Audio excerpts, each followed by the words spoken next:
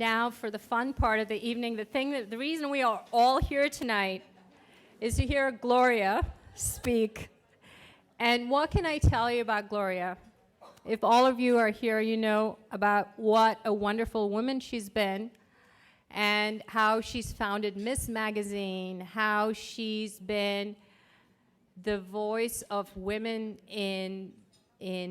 for the voice of many women, and how she speaks so eloquently to the disenfranchised, the founder of Miss Magazine. But I also want to say there are aspects of Gloria which are really quite amazing. She is an incredibly kind person. You can tell her the most ridiculous things. She doesn't laugh. She'll listen to you seriously, and she may say that it's ridiculous because she's quite honest in her opinion, but she never puts you down. And I think what I've learned from her is to be kind to all women.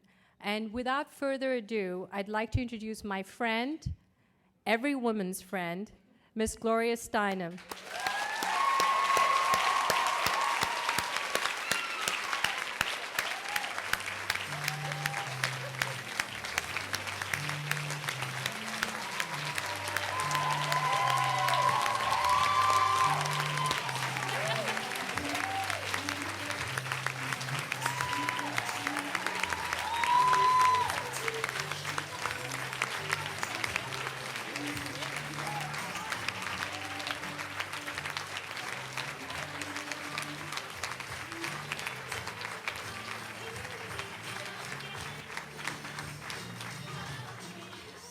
Gayatri told me I would have a song of my own, and I had a song of my own. Well, are we going to have a great time tonight, or what? Is this I bet the AMA doesn't have a dance floor in the back. Thanks to Gayatri, my friend, and someone I admire enormously. Just the fact that she's a few blocks away from me in New York allows me to know that nothing too bad could happen to me. And thanks to each one of you for inviting me to be in this room. We have something very special, which is a little time together in a combination of people that has never happened before in exactly the same way, will never happen again in exactly the same way. So I made a request that we have some time for discussion, because I think we're a little bit in an old-fashioned structure here, with you looking at each other's backs and me looking at you, which we have to be because of our numbers, but this is a hierarchical structure. Hierarchy is based on patriarchy. Patriarchy doesn't work anywhere anymore. So I'm hoping that for a little while, after I speak a bit, we can pretend we're in a circle and learning from each other. And you will feel free not just to ask questions, but to give us answers. We could all use some. To make any organizing announcements of upcoming troublemaking meetings you think this group should know about. To say the unsayable, and if you'd rather not say it yourself, pass me a note. Nobody can fire me, so, you know, I'll be glad to read anything. But I feel that I'm in the center of the universe in this room for a kind of specific set of reasons, and I'll see if I can explain them. I mean, you know, this is what I'm about to try to do. If you poured water on it, it would become, you know, 3 weeks. But that's when I began to understand why you in this room are the center of the universe. I went to Botswana, to the Kalahari, for a set of reasons that had to do with the group looking for land rights. And they were the Kwe, the San. As you know, they are the oldest culture on Earth. And indeed, they are the relatives of all of us, everyone here. We now know from DNA trails, right, that we all started there. And while we were discussing other issues, the women took me away in their territory for a couple of days to show me with their digging sticks where it was that they found the herbs they used for headaches and the other herbs they used for migraine headaches and the other plants they used for contraception and others for abortifacients and others to be permanently sterilized, which interestingly was the only case in which, if it was permanent, they consulted with the men, but everything else was their decision. And everything else was part of their role as healers.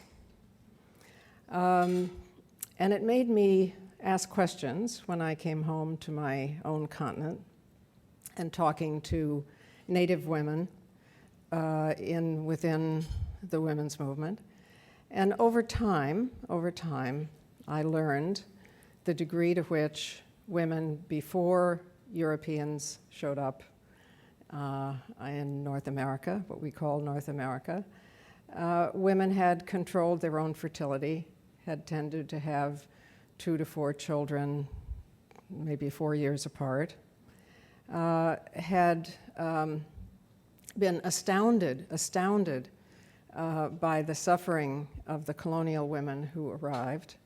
In fact, their names for the colonists from the earliest times were things like those who die in childbirth, those who beat their children. They were amazed by that. And the colonists were shocked that the Native Americans did not beat their children because the colonists believed you had to beat the devil out of the children. Those who smelled. Did you know that Queen Isabella actually wrote a order to this continent saying that the natives were bathing too much and it was dangerous? There were all of these facts that I had never heard. I mean, I, for instance, had never heard that the Iroquois Confederacy, the 7 nations, Native Americans and Native Canadians, were the model and inspiration for the suffrage movement. Did anyone ever tell us that? All right. You know, I do have a button that says, "The truth will set you free, but first it will piss you off." And they were the biggest part of the Underground Railway because they did not have a concept of race. If you lived the way, as they called it, which had to do with reciprocity and respect and balance and so on, then you were accepted. And indeed, you notice that Native cultures still adopt people into their cultures. It has to do with how we behave more than who we are. So, you know, I began to realize that to a large extent, not exclusively, but to a large extent, women were the original healers because of our reproductive role and for a series of cultural reasons. Women were the healers. And what happened to this? Well, if we look at what happened in Europe, I think there's who became the pioneers of patriarchy, you might say. I think we can understand why historically, from a series of geographical disasters and the advent of the horse, which was kind of the atom bomb of the era, that gradually there came to be a desire on the part of cultures that had no food to come into and take the land of other cultures, and the land rights went through the women. So first they married the women, then they began to rape the women in order to create more labor, more workers owned in this new patriarchal system. And over a long period of time, Europe got overpopulated. And you know, I warned you that if you poured water on this, it would become 3 weeks, okay? And, and in the long, centuries-long process of justifying taking over other people's lands to make up for being overpopulated, invented racism and theories of the racial inferiority of the people on the lands they were taking over.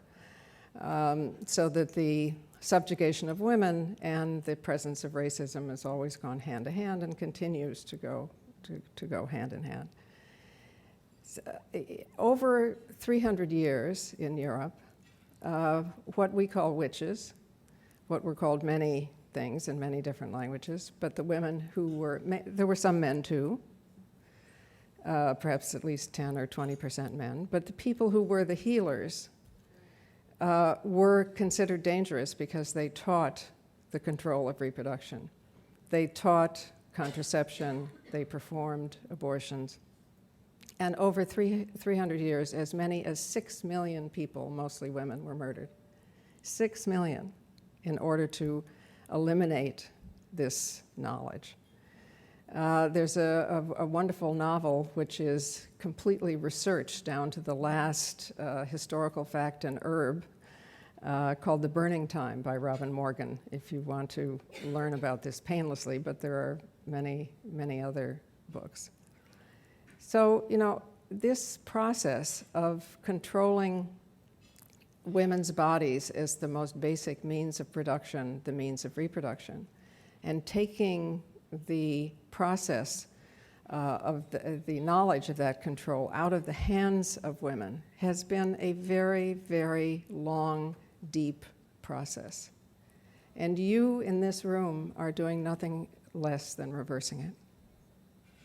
And it is the only way that we are going to get out of this very new experiment. Everything I described is less than 5% of human history. Everything that came before it was 95%. We could just declare the last 5% an experiment that failed. And this is the first dinner of the post-patriarchal,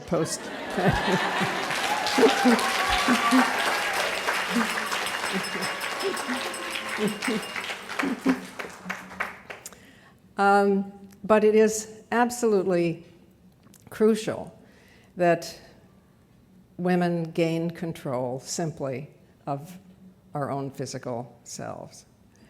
But it is viewed as profoundly dangerous. The only two components of nationalism are control of population and territory. We are undermining one of the pillars of nationalism. The necessity of maintaining race and class and ethnicity and caste systems and so on is maintaining control of reproduction. And that has bifurcated women. The women of the so-called superior group are restricted sexually and put on a pedestal, but restricted and dehumanized too.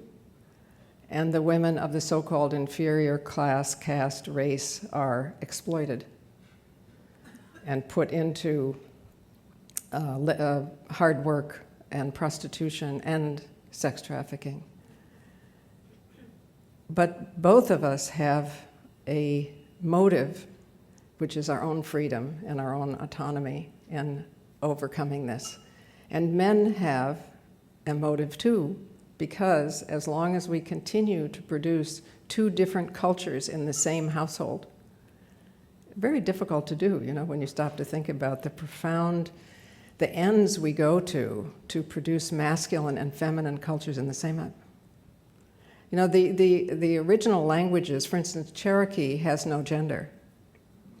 And the Dalits in India, who are the oldest people there, their language has no gender.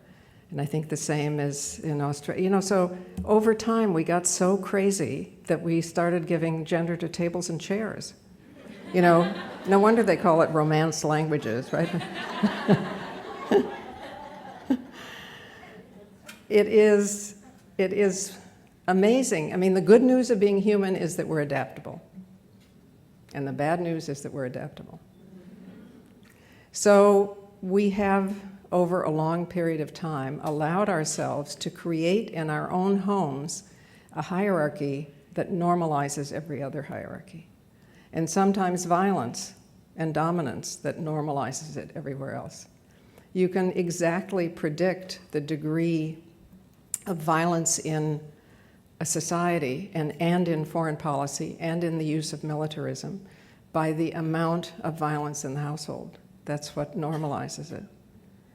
Olof Palme, the one-time chief of state of Sweden, always said that humanizing the gender roles was the single most important task of every government on earth, because they were the source of all violence other than that in direct self-defense. They were the source of violence on earth.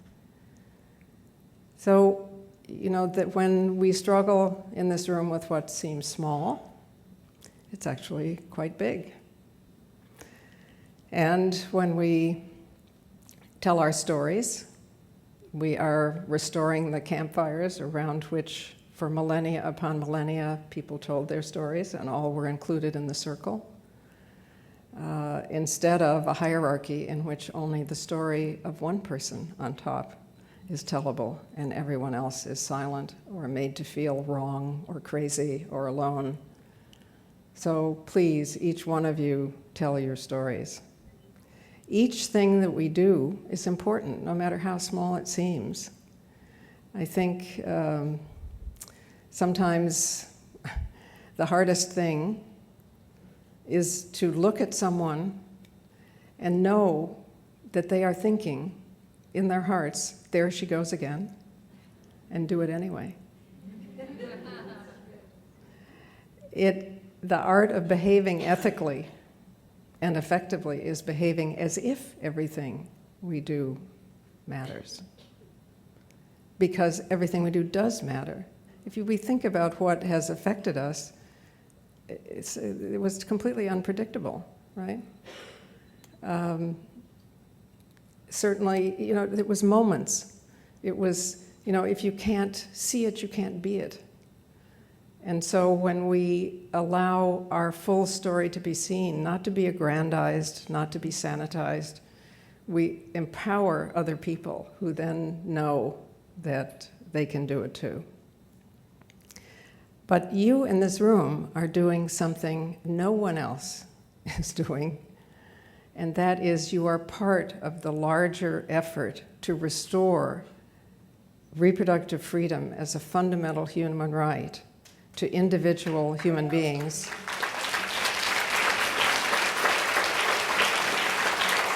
And this affects men too, obviously, because men of the wrong race or class are sometimes threatened in their ability or decisions to reproduce as well, but mostly it affects women. And it is the single, even in the immediate, never mind in the futuristic, in the immediate, it is the single most important thing. Whether we can control whether and when to have children is the single greatest determinant of whether we're healthy or not, of whether we're educated or not, of whether we're active in the world outside the home or not, and how long we live. And that's why it is a fundamental human right, at least as important as freedom of speech. You can do this in a practical way. You can restore knowledge and control in a way that I can speak about, but not do person by person by person, as you do and as medical students will do, and therefore create families that are what groups used to be, which were about democracy. I mean, there was a reason why the Iroquois Confederacy was incidentally also the source of Marx and Engels' theory and of democracy. It was not Greece, which had slavery and no women. It was Rousseau and all these people who were impressed by the democracy of the North American cultures and perhaps South American cultures as well. But the original cultures in which people were linked rather than ranked, in which the paradigm was the circle, in which all of the governance structures were devoted to conflict resolution. Was there conflict? Of course there was conflict, but all of the structures were devoted to solving it. Those women in the Botswana Kalahari showed me their games, for instance. And the object of their games was cooperation, not competition. What a concept. There was a kind of relay race, but not a race, in which you were supposed to sing a particular song, whirl around, and throw a gourd so someone else could catch it, not so they couldn't.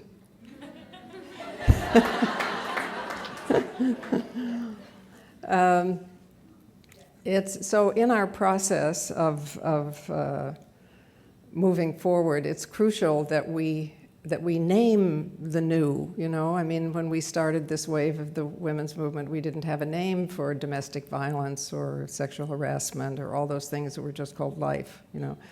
We didn't we didn't have goals for diversity. We have to become visible with the privilege and the power of naming ourselves. But after independence comes interdependence. And only becoming visible allows us to move forward to a different stage, but not to stay in the stage of labeling. Labeling is the enemy of connection. So, you know, it is huge what you are doing in this room. And as an organizer, I naturally made a little list of suggestions. I looked on the web and I saw again, and I of course know individually what this group has supported as legislation and policy that is very, very important. So I know that you have already been out there being brave activists. But here are some other areas that need your skill and your medical authority and your creativity. The first one has a little to do with what Gayatri was saying about sex trafficking, because let's see if I can say this short. I have just come from a couple of weeks in India, where we were on a learning tour, the third in a few years, about sex trafficking. And the women I talked to, who are either part of groups or are hereditarily prostituted or have been sex trafficking, are brave enough to have a sense of humor. So they said, what do you call a trafficker who sells children, imprisons women, imprisons us in Sonagachi, the biggest brothel in South Asia, a peer AIDS educator who is paid a high salary by a foundation to distribute condoms, and who then says to the cops, you can't arrest me, I'm working for the Gates Foundation. Now, you can understand how this happened. Do we all want to distribute condoms? Yes. But why make the prostitutes safe for the men and not the men safe for the prostitutes in the first place? Why does this industry want legalization when legalization has only been used in 2 instances I know of to say to people, to women in Las Vegas or near Las Vegas? There are 10 counties, which is the only place in this country where prostitution is legal, and also in Germany.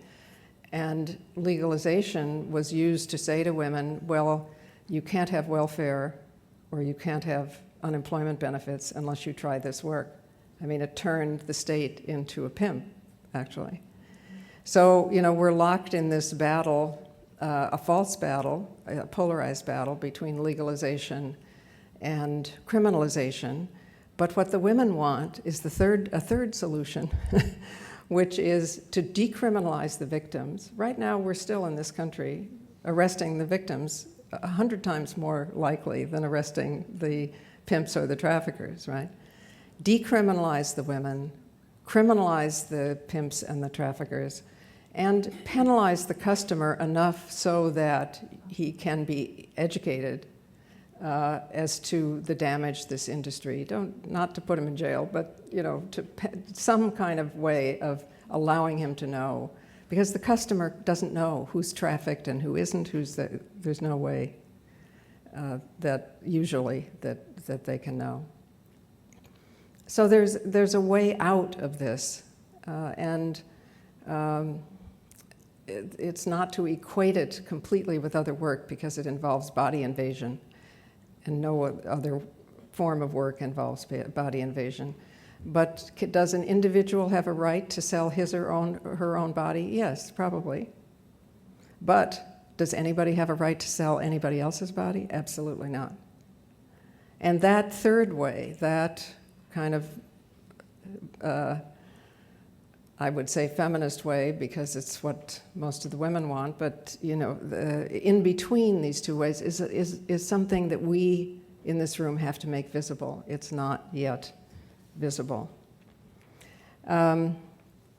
Let's see, I have a variety of things here. In G-rated family films from 2006 to through 2009, female characters were not depicted as having careers or any occupations in medical science. Not one in 3 years, okay? Don't feel too bad, because there was also no one in business, law, or politics either. But this is something we can think about, and some of us have a way of pressuring, right? Because we're losing little girls. If you can't see it, you can't be it. The aging of the US population means that obviously, you know better than I, that medical practice is shifting, but it also means that home healthcare workers will greatly increase. As many as 2 million more jobs will be created by the aging population.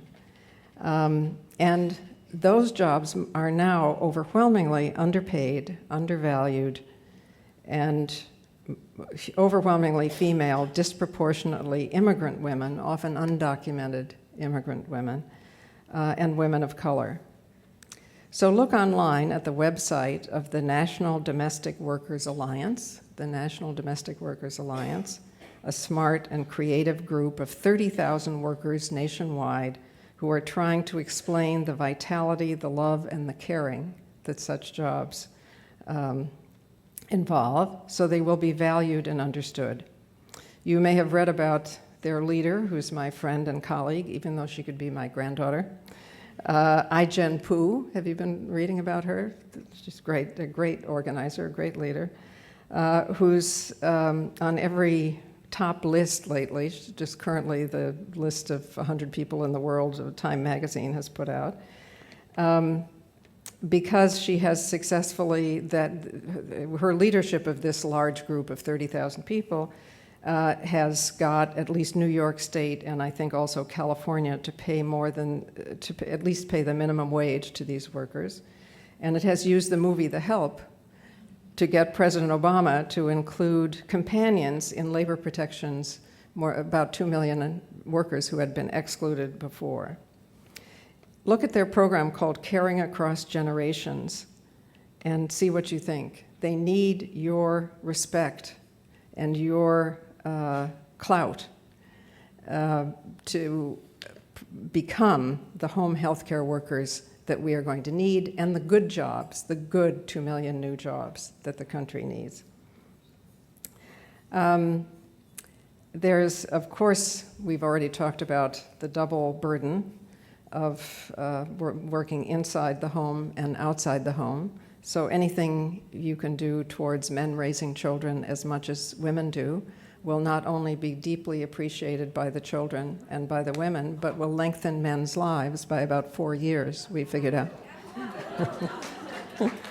And if you want to see why men raising children as much as women do is the key to world peace, because it allows men to develop their full circle of human qualities in the same way that being in the world outside the home allows us to develop our full circle. I mean, we're all human beings. read The Mermaid and the Minotaur by Dorothy Dinnerstein, a wonderful book before its time that shows you the deep, deep penalty of taking away from men the role of nurturing that they had in more traditional or in original cultures. Long ago, the American Psychiatric Association stated that equality increases mental health and longevity, and that's why it supported the Equal Rights Amendment.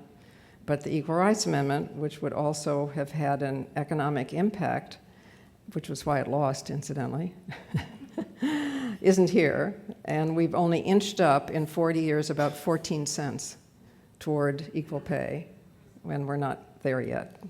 If the pay gap, now this should be part of every story about our economy. If the pay gap for comparable or equal work done by males and females was closed, just if we got equal pay for equal or comparable work, the poverty rate in this country, in the US I'm speaking of, would be cut by half. There would be $200 billion more money circulating, and the average woman would be getting $150 more a week, and the average woman of color would be getting $350 more a week, because she is probably being doubly discriminated against.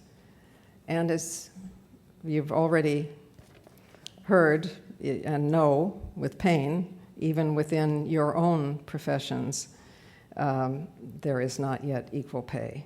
So fight for your sisters, fight for yourselves. It's healthy.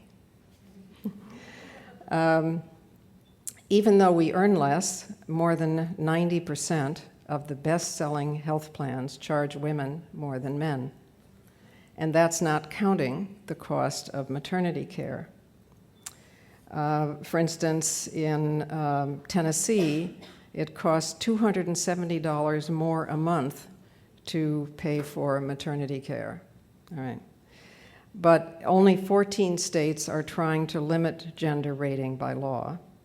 And in others, say Kentucky, a 40-year-old non-smoking woman pays 53% more than a 40-year-old smoking man. And we're not talking about maternity, which is an extra rider.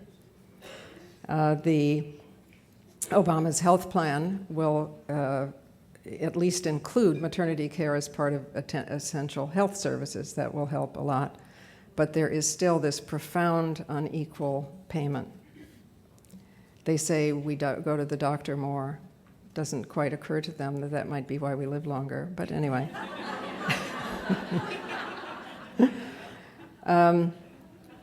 Finally, I don't have to tell you that the opponents of reproductive freedom as a fundamental human right are few in number but great in power, because they have captured control of one of our two great political parties. And I do mean they have captured it. Republicans, there is almost nothing in the Republican Party platform with which most Republicans agree. It is extremists who have taken over the Republican Party. Goldwater was pro-choice. Bush the father supported Planned Parenthood. Nixon couldn't get nominated now. I mean, you know.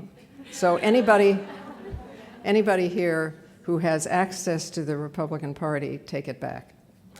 Sometimes I think we'd be well suited as women. We could put on our pearls. We could go to the precinct meeting, you know, which is what the ultra-right wing did. And in 4 years, you'd have a bloody convention, and in 8 years, you'd have a centrist convention again. So if anybody wants to join in this project, that would be great.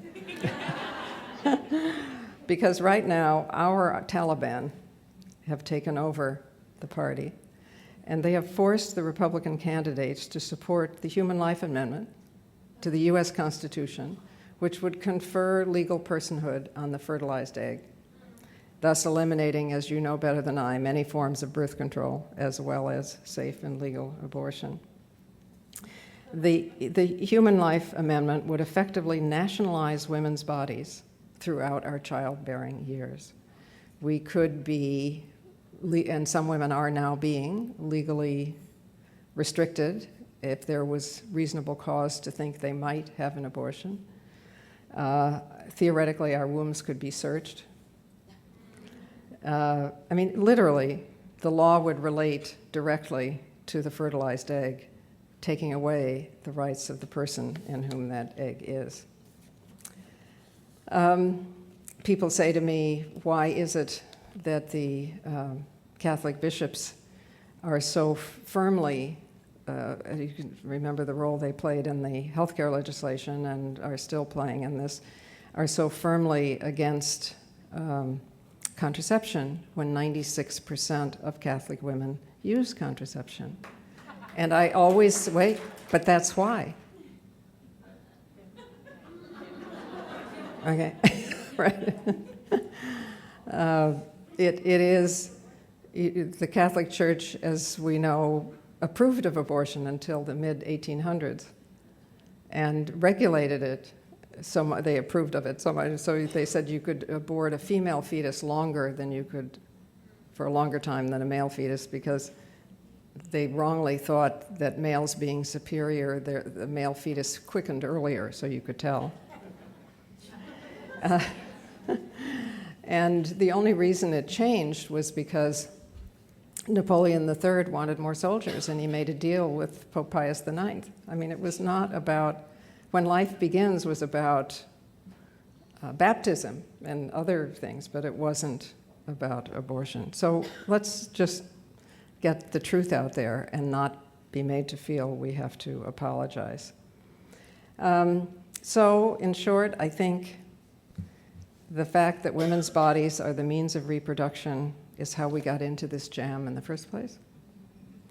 And only restoring reproductive freedom, which is our right and our natural state to make this decision for ourselves, will begin unraveling. So once more, we will have equality and humanity instead of dominant and passive, instead of those who eat and those who cook, instead of those who make the decisions and those who don't, and all that flow from this basic division of human nature and become the hierarchies that have been so painful.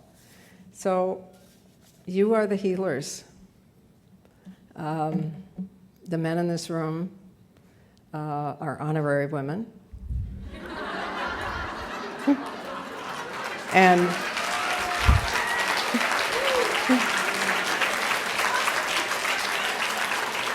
And just your presence here will keep you safe in the upcoming feminist revolution.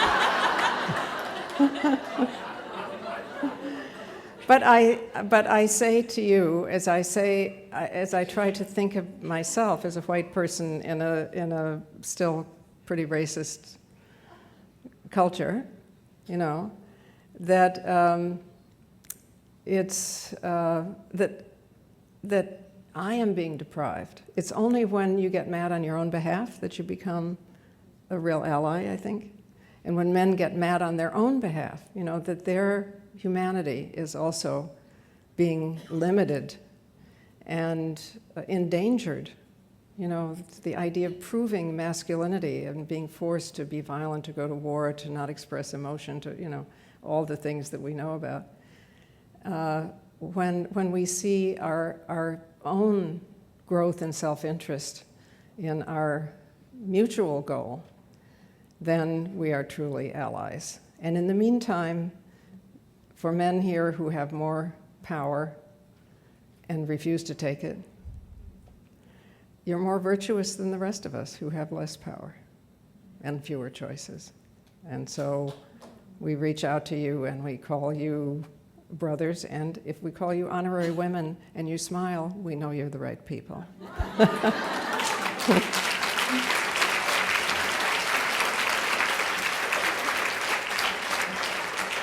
So, thank you. And I got a little more carried away there with early. Some of you made the mistake of looking interested, and I went. But this is also an opportunity for you here. I don't know how often in this wonderful meeting you are all together in the same room. So whether or not you want to say something to me, maybe you want to say something to each other. And you're most welcome to come up here and use the microphone